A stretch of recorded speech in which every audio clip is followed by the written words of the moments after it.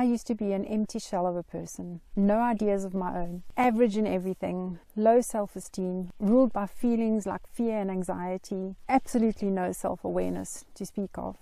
But not anymore. All that has changed. Today I'm sharing an update on my story because I've learned so much since the last time I shared it. Before I dive into my story itself, I want to tell you about two types of abuse. The one is that which was done to you, which is things like physical, sexual, emotional, verbal abuse. The other is neglect. And that can be neglect of physical or emotional needs. If you see some bugs flying past here, it's because I'm sitting out in nature, as you can see. In the book, The Body Keeps the Score, Bessel van der Kolk says, chronic emotional abuse and neglect can be just as devastating as physical abuse and sexual molestation. Not being seen, not being known, and having nowhere to turn to feel safe is devastating at any age. And when I read that, that was like, that just describes me. Not being seen, not being known, having nowhere to turn to be safe is devastating. And that is what devastated my life in a big way. Quiet, subtle, no one noticed, but I was emotionally abused and neglected at the same time. So neglect is more insidious because it happens subtly and gradually, even though its effects are just as devastating. Neglect can also be the theme of your life as opposed to an event that happened where I can say that's exactly what happened to me on that day at this time, this person did this to me. Sometimes emotional neglect is an event, like in the death of a loved one, if your needs were neglected while that other person, while someone else was taken care of instead of you as a child. And there can be many variations to this, but today I'm going to share with you my variation. So I received both. I received both emotional abuse and neglect. And it took me a long time to be able to get to the point where I could say this is what was done to me, because it didn't feel like it was such a big thing. I mean, I wasn't beaten up and I wasn't starved or locked in a cupboard, but I was just completely overlooked. And that I'm going to share the effects of that. So when it comes to emotional abuse, my mom used guilt, manipulation, sighing. The silent treatment was a big one. Scolding without explanations or reassurance of what I had done wrong and how to fix it, and how to redeem myself. And so she used those to get me to comply, and of course I did. I complied because I didn't want the loss of connection of relationship with her. So I learned to do whatever it takes to not lose that connection. I took on the responsibility to make sure that my mother was always happy, and I learned to abandon myself and my needs. I learned to bend myself out of shape in order to make sure she was happy. So she was the only person that mattered in the relationship. And so as a result, I never developed a sense of self. I never developed a me. Who am I? I know what I like. I know what I don't like. None of that developed in me. On top of that, the emotional neglect added to my story, where my dad was present physically but absent emotionally. My mother was wrapped up in her own life and getting her own needs met, and so I was overlooked. No one ever asked me how I was feeling, what I thought, what I wanted, what I needed. I went through life disconnected from my important people. And so I learned that I'm not significant, I don't matter, I'm not important, even that I don't exist or that I shouldn't exist. Like I'm just a body, an empty shell, undeveloped, there's nobody home. And so I used to think my childhood was happy. For many years I did. I thought my childhood was happy because I was a happy child. And it was in the sense that, like I said, I wasn't beaten and I wasn't locked in a cupboard and I wasn't yelled at or sworn at. I wasn't thrown around the room. I wasn't pushed up against a wall. I climbed trees, rode my bike, played marbles and cars with my brother in the dirt. Can you tell I was a tomboy? I'm the third of 4 children. I'm technically a middle child, but I was a happy child. I was amenable, I was cheerful, I was fun-loving, I was just sunny. I had a sunny nature, sunny disposition. My home was Christian. We went to church every week. We had family worship twice a day. We had good morals and we had good values. Yet my childhood had some toxic elements that caused lasting damage. I grew up walking on eggshells, monitoring the emotional climate of my home to see if things were okay, tiptoeing around when that things weren't. And I believed I was responsible for my mother's emotional state. When I got hurt physically as a child, my needs were ignored or discounted. And this happened not once, not twice, but many times. A few incidents that I remember, my I was playing wheelbarrow. You know, wheelbarrow, where one of you pushes the other one while they're on their hands and they're holding your legs. How do you describe that story? You know, playing wheelbarrow as kids with 2 people. And I fell over, and I think it was my brother or my sister, one of the two, my whole back bent over backwards the wrong way around. And I cried, I was in pain. And my mum just said, oh, it's nothing. And I guess she was trying to make me tough, or she didn't realize what happened. But the message I received as a child was, it's nothing. Your pain doesn't matter. Around about the same time, I was playing outside the library, the local library at the time, with my brother. And climbing a tree, as always, I slipped and fell on a branch, and a piece of the bark or piece of the branch went right up my ankle, next to my ankle bone. It went up deep. Blood was running down. I ran to my mum in the library, trying not to drip on the library carpet, and she just took one look at it and said, oh, it's nothing. And when I was 6 years old, I broke my arm, and my right arm, I'm right-handed. I had my arm in a cast from below my fingers to above my elbow.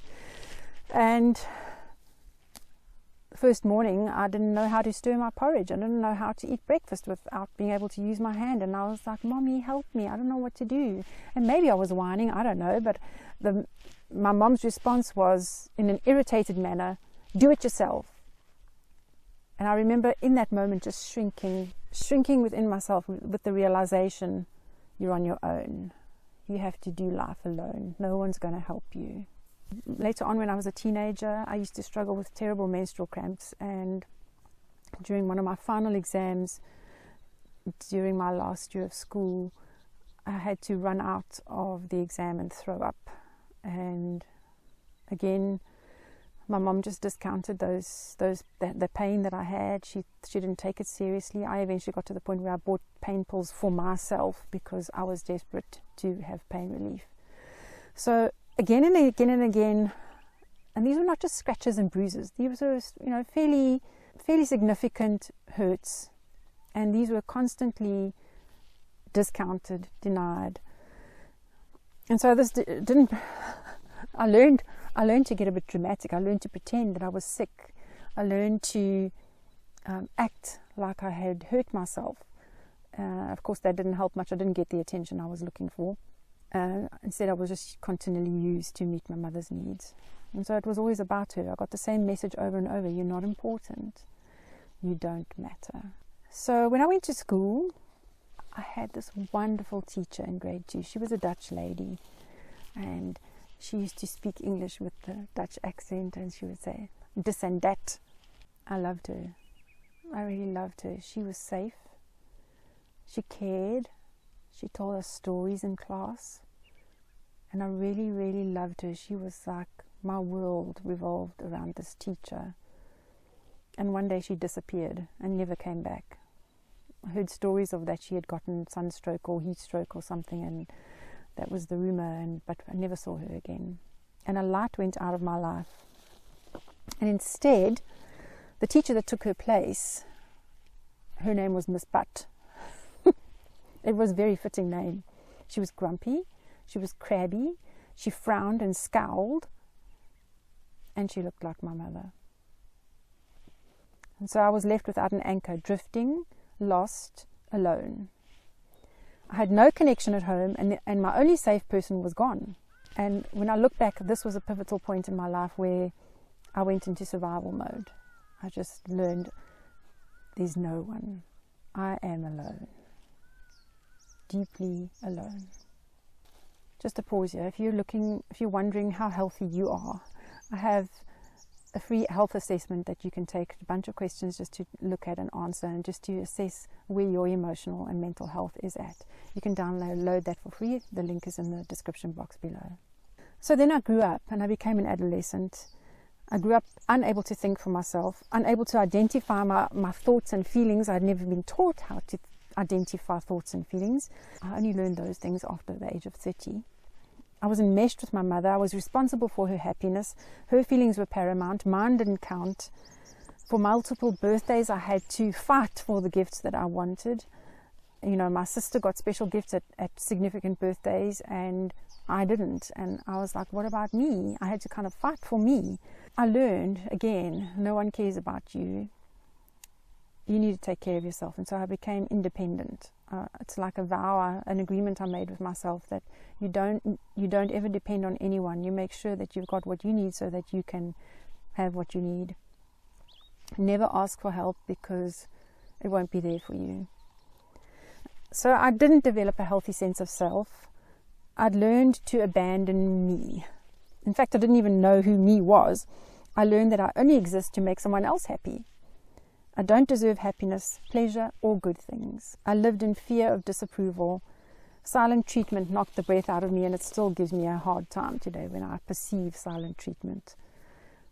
For example, if my husband appears to be giving me the silent treatment and he's not, he's just quiet because maybe he's deep in thought or he's worried about something, then I immediately go into, oh no, I'm being cut off, my air hose is being severed, and I get almost panicky. And sometimes it even happens in my relationship with God when I sense that God is being quiet. It triggers that sense of abandonment and that sense of I'm being punished with silence.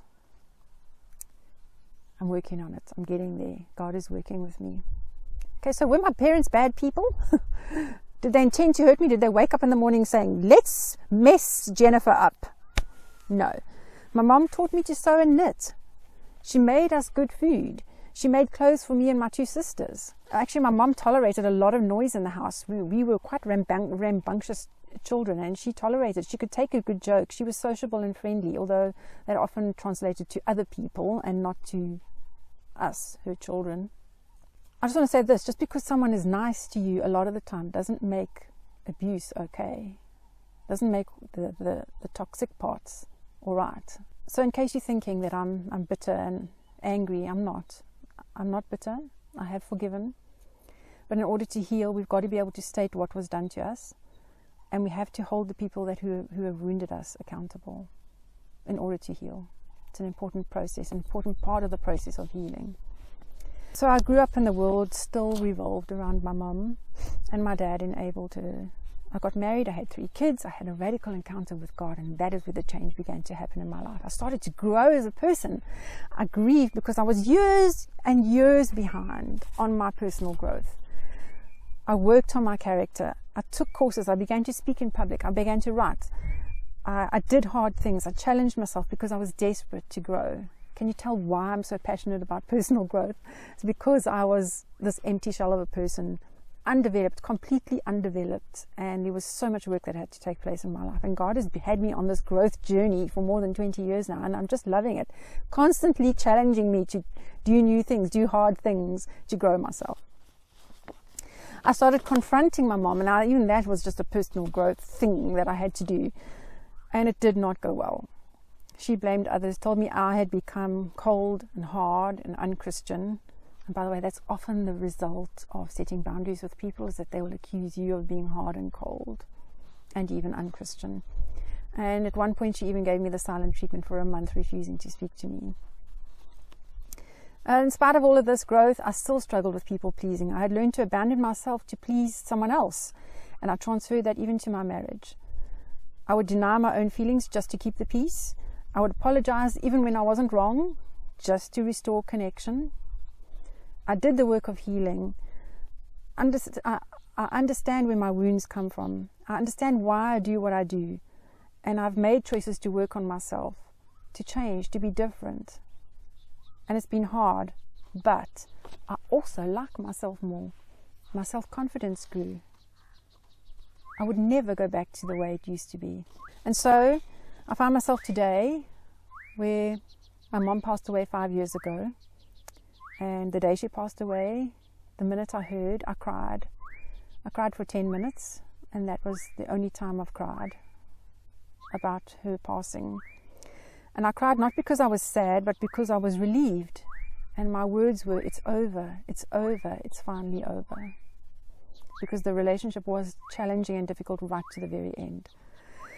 And it's not something that's easy to say. You're not supposed to feel like this about a parent. And not many people understand it. Like, how can you feel like that about your mother? But to be honest, I haven't missed her once. not once. And that is a terribly sad thing. I look at people who have such close relationships with their mothers and they enjoy them, and when their mothers pass away, they grieve, and I don't know what that feels like. And so I feel sad that the relationship was never what it should have been and could have been. Our relationship was only good when I was nothing, when I was nobody, when I didn't exist. So I've forgiven, and I value the good things about her and the things that she taught me. But to be honest, I'm still unpacking the damage that she did. But I've also grown a lot since my mom passed away. Now that I don't have this difficult, challenging relationship to manage all the time, I've been able to grow a lot, and it's been good. My dad died almost 18 months ago now, and it was a whole new experience to grieve normally. Like, this is what normal grief is supposed to feel like. He was my safe parent. And even though he also neglected me, in a sense, I had to parent him because I felt like I had to protect him from my mother. I had to guard him and take his side against my mother as a child. And so I am able to feel genuinely sad that he is gone. But then also, not terribly so, because he wasn't very involved with my life. He didn't have much to do with me. He just wasn't really involved. And so how do you miss someone who wasn't really involved? It's more like I'm missing what I could have or should have had with a father. I don't actually know what that feels like. I don't know what it feels like to have a father that's interested and engaged and involved and helpful and just part of your life, who stands up for you, supports you, who fights for you. I don't understand any of that. And now it moves to the next generation, because a while back one of my kids told me that they felt neglected as a child, and I was like, what? This was the very thing I was trying to avoid. I was shocked. I mourned. I was heartbroken that I had tried so hard not to pass on my brokenness to my children, and I did anyway. But the beautiful thing is that I have options. I can choose to be the victim and blame someone else and say it's not my fault, or I can say, you know what, you're right. I did do this, and I am so deeply sorry. It was the last thing I wanted to ever do to you. I'm taking ownership of it. How can I help you with it? I'll take whatever you want to say to me. You can speak to me anytime about what's going on in your life, what you feel you missed. I will take it. I want to help them grow and heal without denying, gaslighting, blaming, none of that. I refuse it. I'm determined to be different. I'm determined to break that cycle. I'm determined to take ownership, to help my children heal from the mistakes I made when I was raising them because of my own brokenness. And let me just say this also, in mitigation for my parents. They were also broken. They also had parents who were faulty, who messed them up in certain ways. And so this is why I don't hold it against them. I don't hold it against them. We are all broken. We are all broken to some extent, some more so than others. And we can go through life blaming others, or we can take ownership and do the work of healing. It's our choice. And I want to tell you that taking ownership and doing the work of healing is the better option. It's the better option. So what happened to us is not our fault, but it is our problem. It's not our fault, but it is our problem. And so I've done so much work on myself. I've grown so much. I've healed so much. And now my mess has become my ministry. I have insight because I've walked this road myself. And I believe that God wants that for you too. Here's a promise I claim for myself. And I'm going to leave it with you. Jeremiah 30:17 says, "For I will restore health unto thee, and I will heal thee of thy wounds," physical and emotional, saith the Lord. Because they call thee an outcast, saying, "This is Zion." Now put your own name in there. "This is Jennifer, whom no man seeketh after," or whom no man cares for.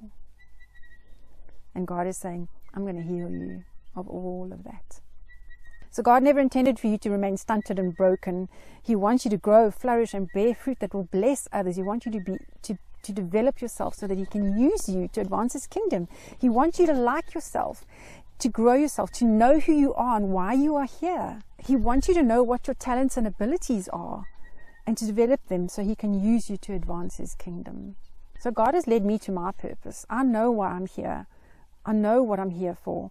It's to help other women recover, to find their true selves, to step back into who God intended them to be before the devil got in and messed all of that up.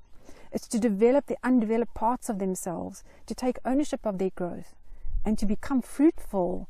And so I do one-on-one coaching for women to help them heal and grow and become who God intended them to be. And if that sounds like something you need, drop me an email. I'll put it in the description box below, and let's set up an appointment so we can talk and get you on the road to healing and growth, and so you can become the person that God intended you to be. Don't forget the health assessment in the description box below if you want to know how healthy am I emotionally and mentally. Just give you a general idea of where you're at with your mental and emotional health.